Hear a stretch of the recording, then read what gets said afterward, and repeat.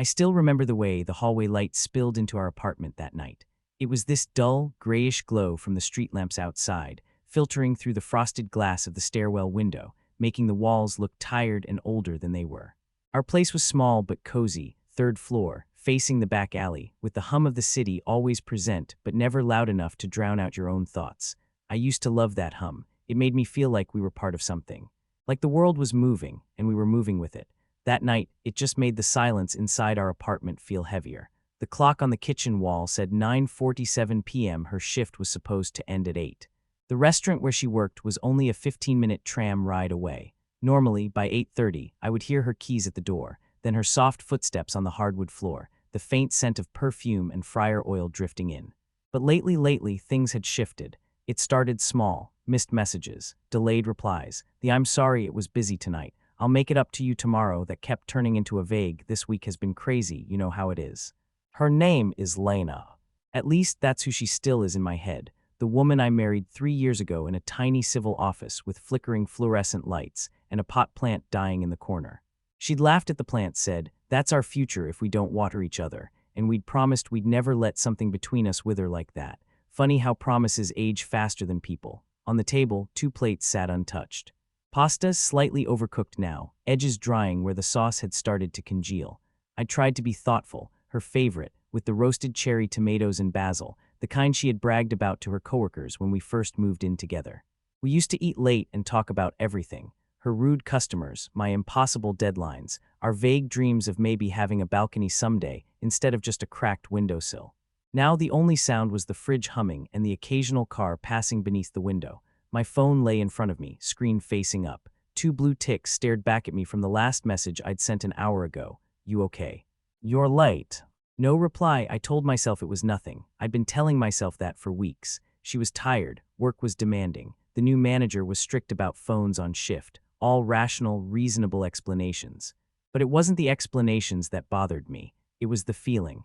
The subtle distance that creeps in not like a storm, but like fog, quiet, gradual, easy to ignore until suddenly you can't see what's in front of you. The way she'd started turning her body slightly away in bed. The way she'd stopped resting her head on my chest while we watched some series we pretended to care about. The way her laughter didn't spill out as easily, but arrived in careful, measured doses. At 10:03 p.m., I stood up and scraped the plates into the sink. The pasta hit the steel with a dull, wet sound. I washed everything slowly, as if dragging out the mundane task might somehow delay the answer I already knew was coming. I should have gone to bed. I should have turned off the lights, left her a message, something reasonable like, "We need to talk about your hours," and tried to sleep. Instead, I went to the living room and picked up her laptop. It wasn't snooping, not at first. At least that's what I told myself. I just wanted to distract my mind, scroll through some videos, maybe watch something mindless until she walked through the door and gave me a plausible story I could choose to believe. Her password was the same as always, the date we met. Part of me relaxed at that. If she hadn't even changed her password, how bad could things be? The browser was already open. I moved the cursor up to open a new tab, and that was when I saw it. An email notification at the top corner, a name I didn't recognize at first, Mark. Subject line, "Tonight." My hand hovered over the touchpad. There is a point, everyone knows this point, where you can still back away. Close the laptop. Tell yourself it's work. Tell yourself you trust her. I didn't close it. The email window opened, and my eyes began to move faster than my brain could process, catching fragments of sentences, meanings forming like bruises beneath the skin. "Last night was incredible. Could still smell you on me this morning. Tonight, same place. I wish you didn't have to go back to him." My vision blurred for a second. It wasn't dramatic, no gasp, no shattered glass slipping from my hand. Just this cold spreading slowly from my chest, like someone had quietly opened a door in winter and let the outside in. Below his message, her reply. Shorter but there, "Can't stay long tonight. He's starting to notice." A winking emoji, then, "But I'll be there." I didn't realize I'd stopped breathing until my lungs forced a shallow inhale out of me. I scrolled, more messages. Weeks of them, little digital fingerprints of a life I didn't know my wife was living. Photos, nothing explicit, but intimate in a way that hurt more than anything physical ever could. Her smile soft, unguarded, the one I thought was mine aimed at his camera. Her wearing the oversized gray hoodie I'd bought her last winter, standing by a cafe window I didn't recognize. They had inside jokes, nicknames, a routine. I heard the rain before I saw it, light at first, tapping faintly at the window, then building into a steady, rhythmic patter. It used to be our favorite sound. We would curl up on the couch and listen to storms, pretending the rest of the city didn't exist. Now it sounded like static. Time stretched. I don't know how long I sat there scrolling, rereading the same lines over and over as if repetition might change the words. Each baby and miss you already felt like a small cut. I clicked on the most recent message. Leaving now, be there in 20, save me a seat near the window winking face. Timestamp 9:26 p.m. 9:26. She'd left work. She wasn't on a delayed tram or stuck finishing a late table. She was somewhere else with someone else while my overcooked pasta cooled on the table. My hand shook as I put the laptop down, not violently. Just a subtle tremor, like the aftershocks of a distant earthquake. I stood up too quickly and had to steady myself on the back of the chair. The apartment suddenly felt unfamiliar, like I'd walked into a set that looked like my life but didn't belong to me. My keys were by the door, umbrella leaning against the frame, my jacket on the hook next to hers, still hanging there, sleeves empty. For a long, quiet moment, I just stared at her coat. Dark green, slightly frayed at one cuff where she'd caught it on a nail once. I remembered how she'd laughed about it, how she'd said, "It gives it character." I tried to imagine her slipping it on earlier that evening. Walking out the door with that coat on, with the same hands that used to straighten my collar before I left for work. I picked up my phone, checked the time, 10:19 p.m. If she was there in 20 from 9:26, she'd been with him for over half an hour by now. I could have waited, sat on the couch, confronted her when she came home smelling like rain and someone else's cologne. Instead, I forced my arm into my jacket sleeve, grabbed the umbrella, and walked out into the hallway. The stairwell was cold. The city felt colder. By the time I reached the front door of our building, the rain had picked up, turning the streetlights into hazy halos. I stepped out, opened the umbrella, and pulled up the last email again with my thumb. Same place. I scrolled up until I found it, the name of the bar, a little wine place near the river. We'd passed it once on a walk and she'd said, "Looks nice, we should go sometime." Apparently she'd gone, just not with me. I started walking, heart thudding with a numb, steady rhythm, towards the place where my marriage was quietly, efficiently being erased. And somewhere between one traffic light and the next, between the sound of tires sliding through puddles and the echo of my own footsteps, I realized. Whatever I was about to see would change everything. I just didn't yet know how completely it would destroy the life I thought I had. The bar's sign came into view through the rain-misted air, warm yellow light spilling out onto the wet pavement as I stepped closer. The glass front of the bar glowed like a promise. Warm light, low conversation, the clink of glasses, one of those places designed to make people forget the world outside.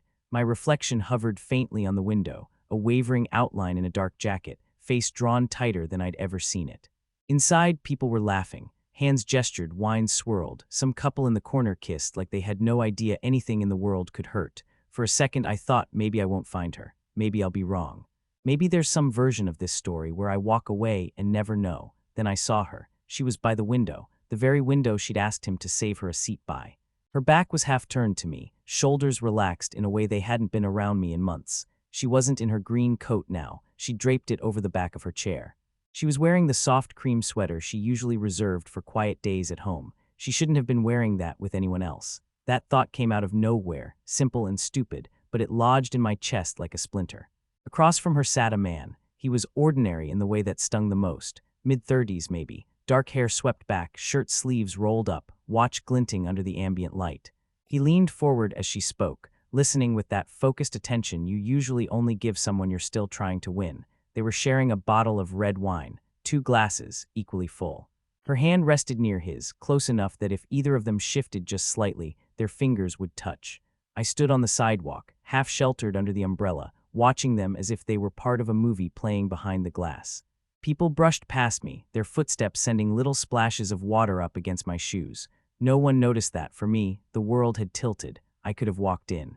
I could have made a scene, slammed my hand on the table, thrown his glass across the floor, said something loud and humiliating that would have cut through the soft jazz playing in the background.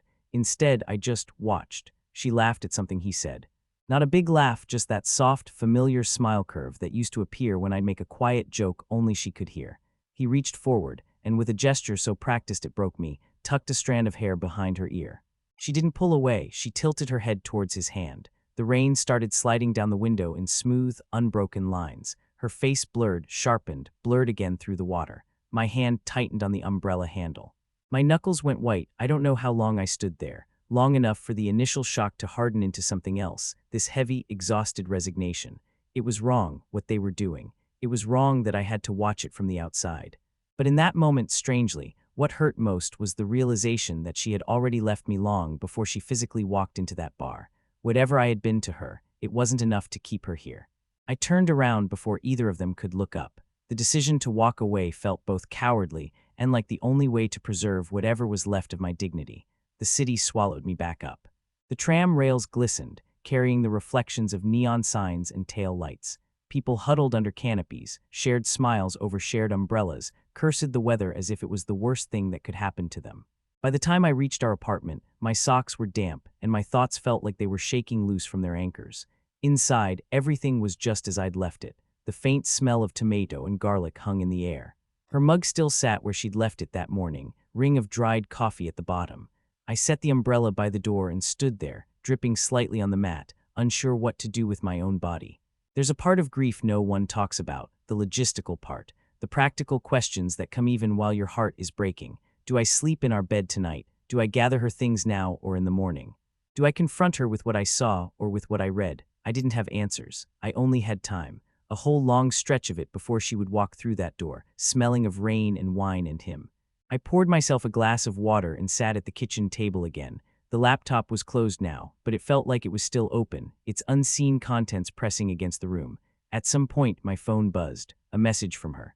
Sorry, still at work. It's crazy tonight. Don't wait up. Love you. Love you. I read those 2 words 3 times. They looked thinner than they used to. My thumb hovered over the keyboard. I could have replied. I could have said, okay. Get home safe. I could have played along for one more night, tucked the knowledge away like a secret meant for some future version of me to deal with. Instead, I locked the screen and put the phone face down. The night stretched on. I tried to sleep on the couch, but every time I closed my eyes, all I could see was the way she'd leaned in when he touched her hair, the way her shoulders had seemed lighter across from him, not heavy with the guilt I'd been hoping to see. Around 1 a.m. I heard the lock turn. Her footsteps were familiar, soft, measured. She slipped off her shoes quietly, like she always did when she thought I might be asleep. I didn't move, didn't turn on a light. I listened to the rustle of her coat, the faint clink of keys being placed in the bowl by the door, the soft exhale she always let out when she crossed the threshold, like home was a place to finally breathe. She paused. I could feel more than see that moment of stillness when she registered the shape of me on the couch. Hey, she whispered into the dark. Sorry, I didn't want to wake you. Her voice was the same.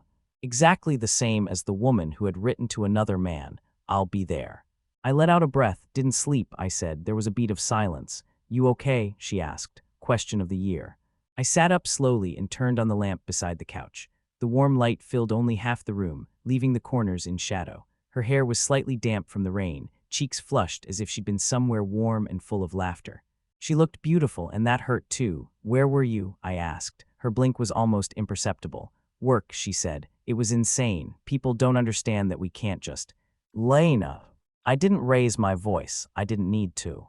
Something in the way I spoke her name made her stop mid-excuse. Her eyes searched my face. Why are you looking at me like that? I swallowed. I know, I said, her brows knit together. Know what?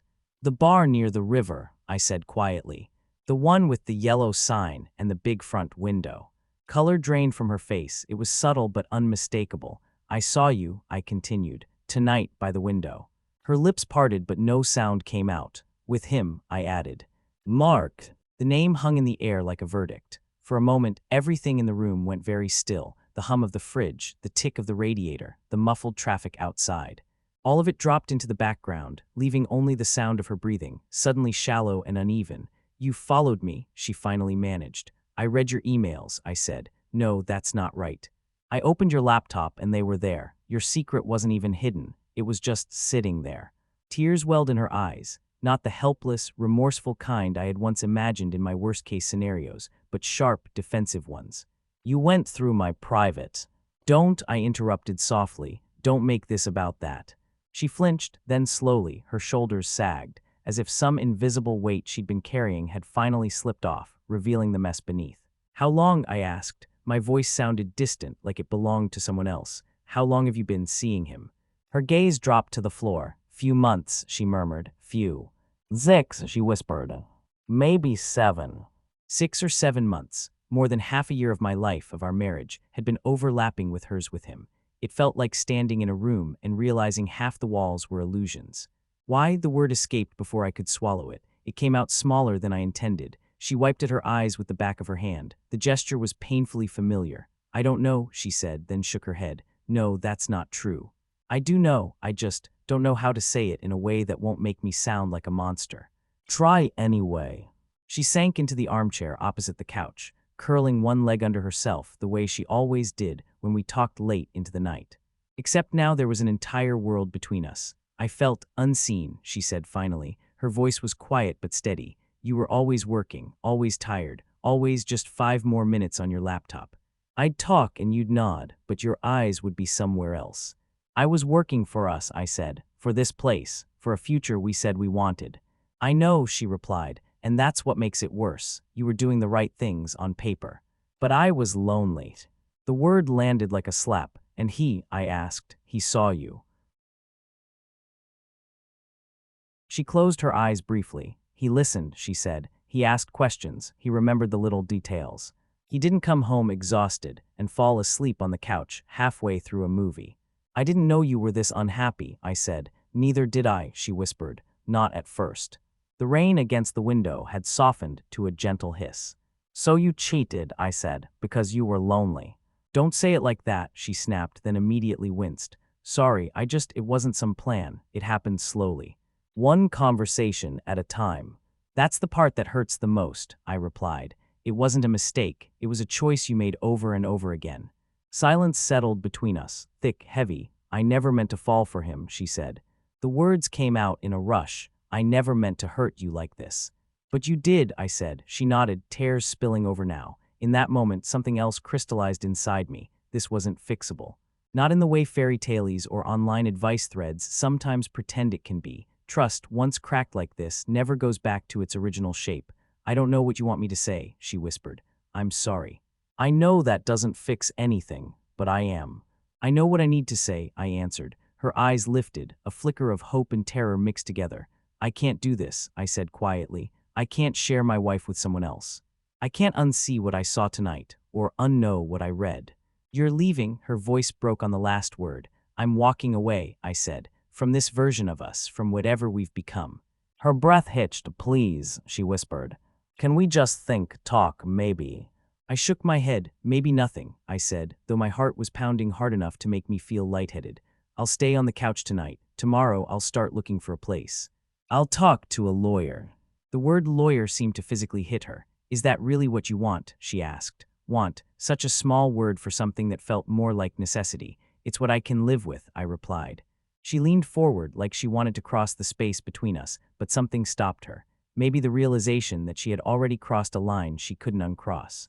"I never thought you'd actually leave," she said, voice barely above a whisper. A humorless smile tugged at my mouth. "Neither did I admitted. We sat like that for a long time, her on the chair, clutching a cushion like a lifeline. Me on the couch, staring at the pattern of light and shadow on the rug. Eventually, she stood, moving slowly, as if any sudden motion might cause the fragile reality of this night to shatter further. She paused at the doorway to the hallway. "Are you sure there's no way back from this?" she asked. I didn't answer right away, because some desperate part of me still wanted to say yes, to pretend we could rewind to the version of us before wine bars and secret emails. But that version of us had already been an illusion. "I don't know if there's a way back," I said finally, "and I don't think I'm willing to spend years trying to find out." She nodded once, a broken sort of acceptance, and disappeared down the hallway. The sound of the bedroom door closing, our bedroom, was softer than I'd expected, almost gentle. I lay down on the couch and stared at the ceiling. Sleep never came, just a slow, relentless procession of images and questions that had no satisfying answers. By morning, when the first gray light started to seep in around the curtains, something inside me had shifted. The shock had cooled into a heavy, hollow quiet. I got up, showered, shaved with mechanical movements, and started putting a few things into a bag. Papers, a couple of shirts, the framed photo of us on the pier from 3 summers ago. I picked it up, then put it back down. She came into the hallway just as I was pulling on my shoes. Her eyes were swollen.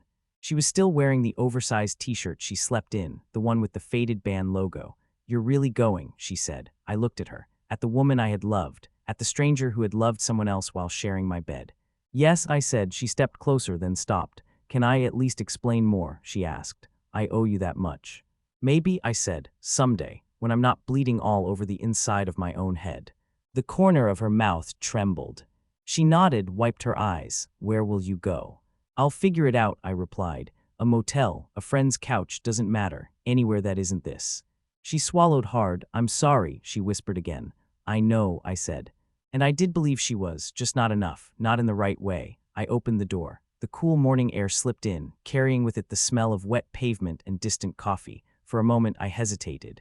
One step away from the life I'd built. Behind me, I heard her quietly say, I didn't realize what I was destroying until right now. I didn't turn back. I stepped out into the hallway, closed the door softly behind me, and walked away from my marriage.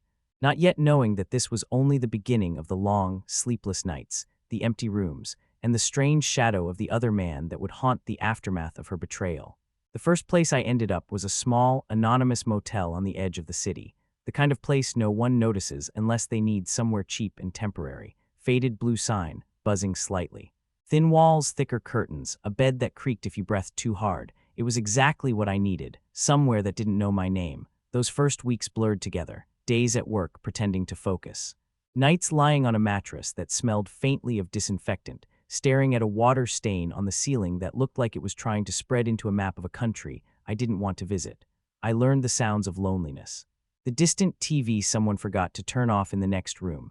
The muffled argument of a couple 2 doors down, full of the kind of petty grievances I would have killed for instead of the silence I'd been left with. The hum of the minibar fridge kicking in and out. Sleep rarely came before dawn. When it did, it was shallow, full of half-dreams where I would turn in bed and feel Lena's warmth, only to wake and find a cold, empty space. I blocked her number after the third night. The first message had been long. Apologies, explanations, promises that meant nothing to a man sitting alone on a bed with unfamiliar sheets. The second was shorter, more desperate. The third was a voice note I couldn't bring myself to listen to fully. Her voice cracked halfway through please, and I pressed stop. After that, I let the silence grow. I filed for divorce. Found a small one-bedroom apartment closer to work, with peeling paint in the hallway and a tiny balcony that overlooked a supermarket parking lot.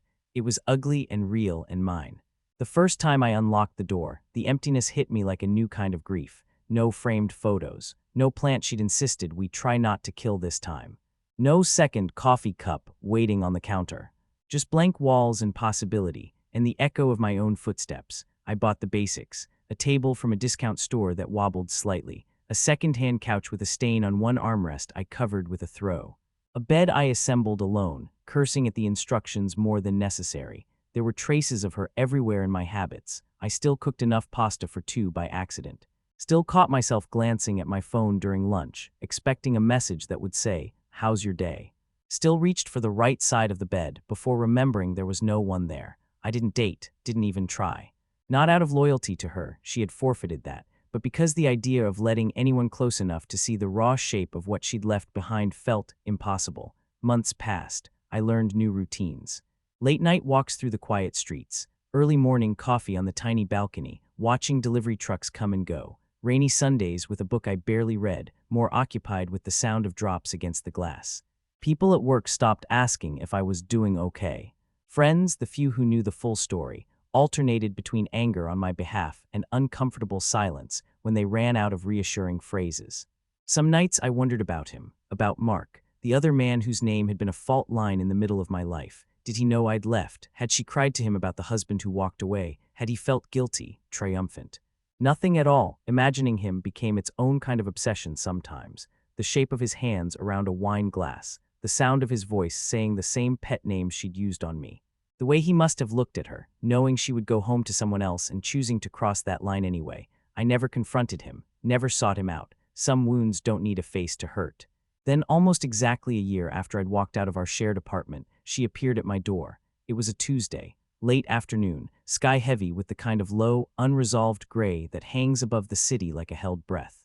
I'd just made coffee and opened my laptop at the dining table that doubled as my desk. The buzzer sounded, its harsh trill startling in the quiet.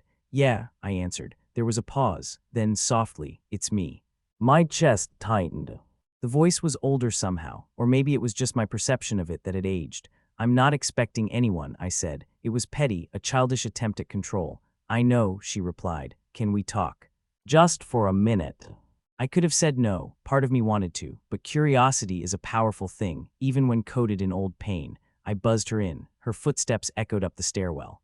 They sounded different from the ones in our old building, but my body recognized the rhythm anyway. When I opened the door, the first thing that hit me wasn't how she looked. It was the smell of rain clinging to her coat and hair. It dragged me back to that night outside the bar for a heartbeat. Then I really looked at her. Lena stood there in a dark blue coat, buttoned up to her throat despite the mild chill. Her hair was a little shorter now, tied back in a low knot. There were faint lines around her eyes that hadn't been there before. Her shoulders seemed smaller somehow, like life had been steadily chipping away at whatever armor she'd worn. "Hi," she said. "Hi," I replied. The word felt foreign, inadequate for the history standing on my threshold. "Can I come in?" she asked. I hesitated, then stepped aside. "You already did enough of that without asking," I thought but didn't say. She walked in slowly, eyes moving over the apartment with an expression I couldn't quite read. Not judgment, not pity, something closer to recognition of the life I'd built from the debris of the one she helped destroy. "It's nice," she said quietly. "Simple, feels calm." "I wasn't designing it for impressions," I answered. "I know." She turned to face me. "I'm not here to make any either." Silence stretched. The kettle on the stove ticked faintly as it cooled. "Why are you here, Lena?" I asked. She took a breath, let it out slowly. "I signed the papers," she said. "They're with the lawyer, it's final now." The words landed softly, like they'd had a long journey to get here. "Okay," I said. I assumed that's where it was headed. She nodded. I just couldn't let it end without saying what I should have said a year ago. "You said a lot a year ago," I reminded her. "Most of it involved how lonely you were while you were sneaking around behind my back." She flinched but didn't look away. "I deserved that," she murmured. I crossed my arms, leaning lightly against the table. "Then say what you came to say." For a moment she just stood there, eyes glistening, jaw working like she was trying to chew through words that didn't want to come out. "Mark is gone," she finally said. The name hit my ears like a dull echo of an old explosion. "Gone," I repeated. "We broke up," she clarified, "months ago." A laugh escaped me, short, humorless. "That must have been hard," I said. The sarcasm was quieter than I meant it to be. "It was," she answered, and there was no defensiveness in it, just raw fatigue, "but not for the reasons you think." I didn't respond, just watched her. "He never really wanted me," she said. "Not the whole me, not the messy parts, not the guilt. He wanted the version of me that existed in stolen hours and dim bars and hotel rooms where real life couldn't follow." "Cheating with someone and living with them are two different Olympic events," I said. Her lips twitched in a short, sad attempt at a smile. "Yeah," she said. "Turns out he didn't train for the second one." I didn't feel satisfied hearing that. There was no triumph in it. Just a hollow confirmation of what I'd already known, that the thing she'd thrown our marriage away for hadn't even been solid enough to last. "He said I was too much," she continued. "Too sad, too guilty. Too caught up in what I'd done to you. He got tired of feeling like the villain in a story that stopped being exciting as soon as reality moved in." "Did you tell him I walked out because of him?" I asked. "I told him you walked out because of me," she corrected softly.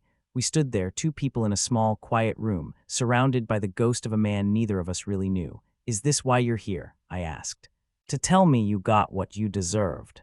"No," she said. "I'm here because I saw you last week." A strange chill slid down my spine. "Where?" "Outside your office building," she said. "I was in the cafe across the street." "You were laughing with someone." "Coworker," I said automatically. It was her birthday. "You looked," she searched for the word. "Lighter," she said finally. "Not happy exactly, but less haunted." I didn't know how to respond to that. "I realized sitting there with my terrible coffee," she went on, "that I've been telling myself a story this whole time, that I ruined your life, that I shattered something beyond repair and walked away with all the blame." "You did," I said. "Yes," she agreed quietly. "But that's not the whole story, is it?" I frowned. "What are you trying to say?" Her shoulders slumped. "I needed to see what I'd destroyed," she said. "Really see it. Not as some abstract marriage or future, but as you. As a man I loved who had to rebuild himself from the ashes of my choices." "So you came here," I said. "So I came here," she echoed. "To look you in the eye and tell you something I should have said before everything fell apart." The room felt smaller suddenly, the air thicker. "You didn't deserve what I did to you," she said. "There was nothing so broken between us that it justified the way I broke you. I could have talked. I could have left first. I could have chosen any path that wasn't the one I took. I didn't. That's on me." "Completely." Her voice wavered, but she didn't look away this time. I kept hoping you'd storm back in at some point, she admitted. That you'd yell or cry or something. That we'd have this big, dramatic confrontation and maybe, somehow, find our way back. But you didn't. I walked away, I said. You walked away, she repeated. And for a long time, I told myself that meant you didn't love me enough to fight. Is that what you believe now? I asked. She shook her head, a tear slipping free and tracing a line down her cheek. No, she whispered. Now I think you loved yourself just enough to stop letting me hurt you. Something inside my chest shifted at that. Not forgiveness, not yet. But a subtle, almost imperceptible release of a knot I hadn't realized I was still clenching. I don't expect you to forgive me, she said. I don't expect you to want me back, or even want me in your life in any capacity. I just needed you to know that I see it now. All of it. The enormity of what I threw away. The way I took your trust, this quiet, beautiful thing you gave me, and treated it like it could survive anything. She glanced around the room again. And you still built something decent out of the wreckage, she added. Something that's yours, not ours. It's small, I said. It's quiet. It's honest, she replied. I let out a breath I didn't know I'd been holding. Why now? I asked softly. Why a year later? Because it took me that long to stop lying to myself, she said, and because I wanted to say goodbye properly, not the rushed, panicked version from that night, but a real goodbye. One where I don't cling or bargain or pretend there's a universe where we come out of this unscarred. Her hand moved slightly, like she was resisting the urge to reach for mine. You were a good husband, she said, not perfect, but real, present in all the ways that matter more than candlelit dates and grand gestures, and I betrayed that. She let the words settle, heavy and clear. I'm sorry, she repeated, quieter this time, not as a plea. Just as the only truth I have left to offer you. The rain outside had started again, soft at first, then growing steadier. It painted faint, trembling lines down the window. I looked at her, really looked at her. Not as the villain in my story, not as the woman drinking wine with another man by a window, but as a flawed, frightened human being who had made a series of selfish choices and was now standing in front of the ruins, finally able to admit she'd lit the match.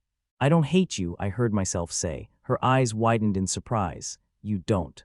I did, I admitted. For a while, hating you was easier than accepting what happened. Then I hated him.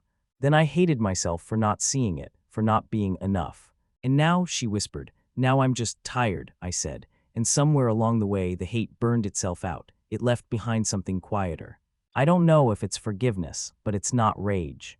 She nodded slowly, tears falling freely now. That's more than I deserve, she said. Maybe, I replied, but it's what I need. For me.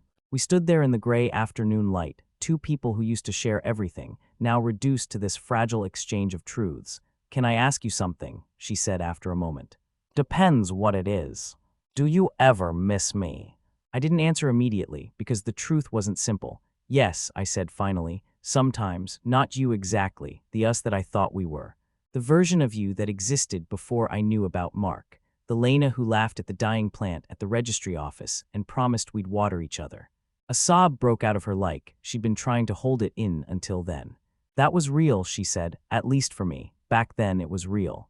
I know, I said, her shoulders shook. She covered her face with one hand as if embarrassed by her own grief. I should go, she managed. I didn't come here to fall apart all over your clean floor. You came here to say goodbye, I reminded her. She lowered her hand. Her eyes, now red and wet, met mine with a kind of fragile steadiness. Yeah, she said. I did. She stepped back towards the door, paused with her hand on the handle. If you ever need anything, she began, then stopped herself. No, that's selfish. You have people, you'll have more people. You don't need your ex-wife as some ghost from the past orbiting your life. Lena, I said. She looked up. Take care of yourself, I said quietly. Learn from this. Don't do to someone else what you did to us. I won't, she whispered. I promise.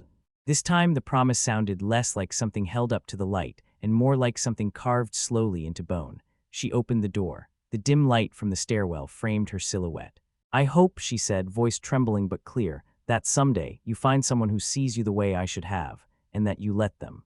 I didn't say anything. There was nothing left that needed to be said. She gave me one last, small, broken smile. Then she stepped out and closed the door behind her. The click was soft, final. I stood there for a long time, staring at the place where she'd been standing, listening to her footsteps fade down the stairs.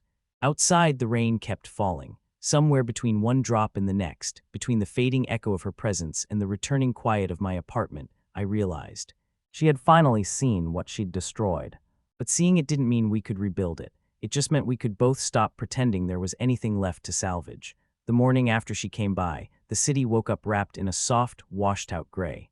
Clouds hung low, muting the edges of the buildings outside my window. The distant traffic sounded gentler than usual, like the world was speaking in a lower voice. I woke up earlier than I needed to. No alarm. Just the slow, natural float up from sleep, the way you rise in shallow water when you stop fighting it.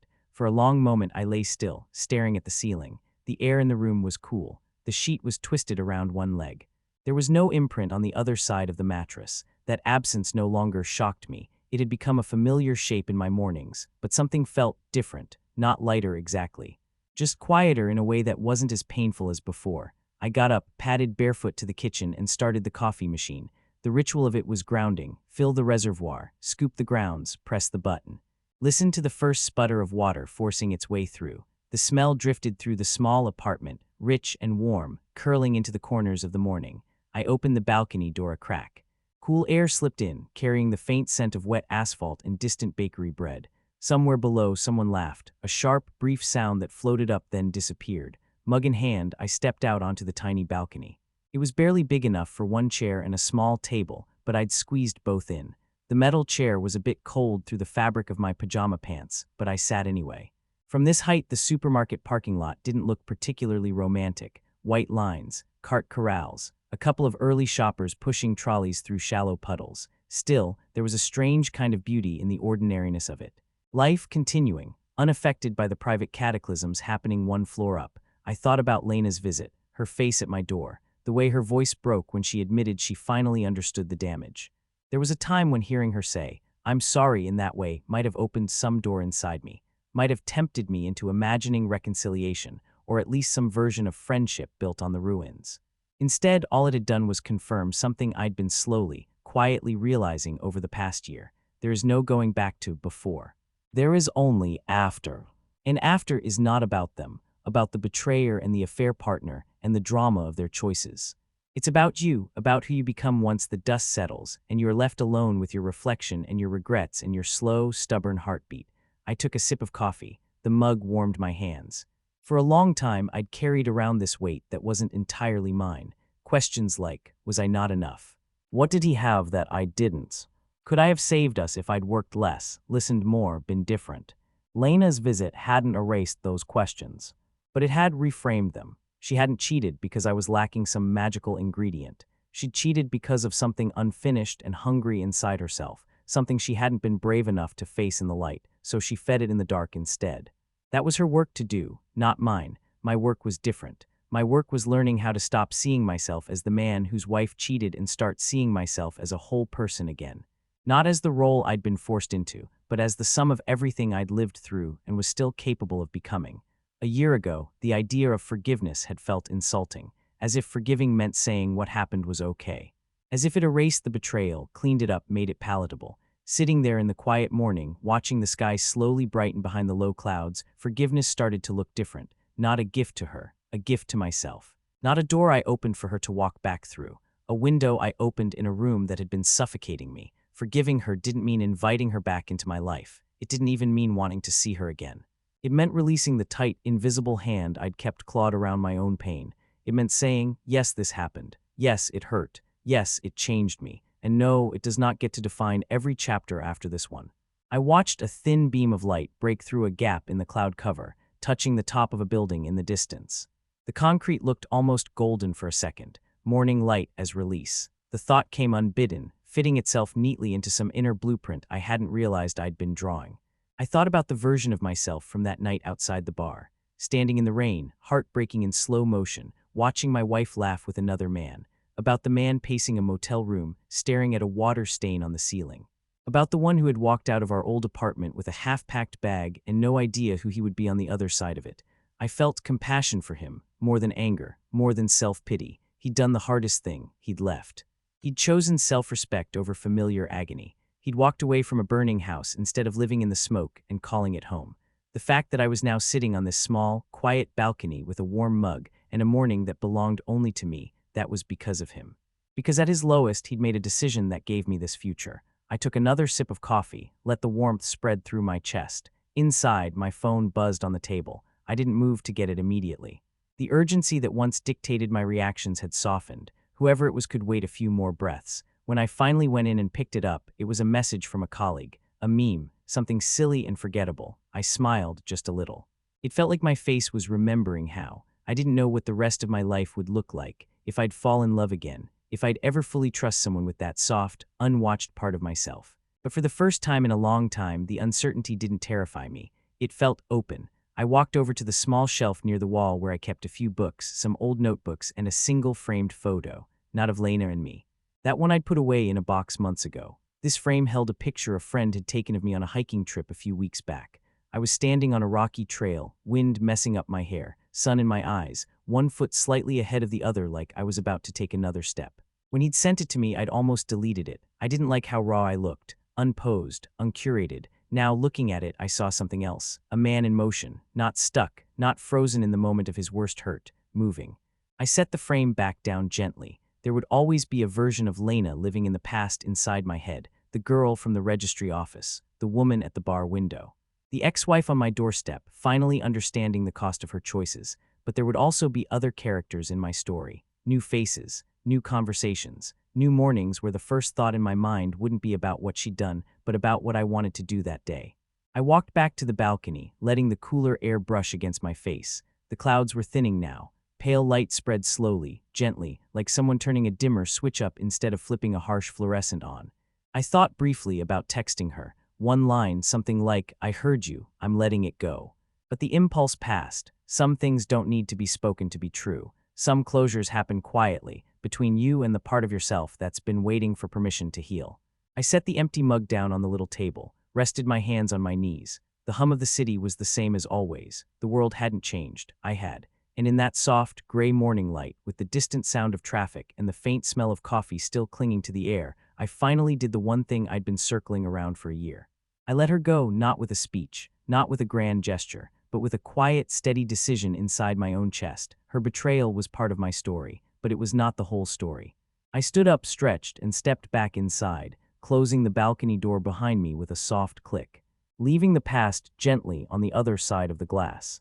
Me with a soft click, leaving the past gently on the other side of the glass.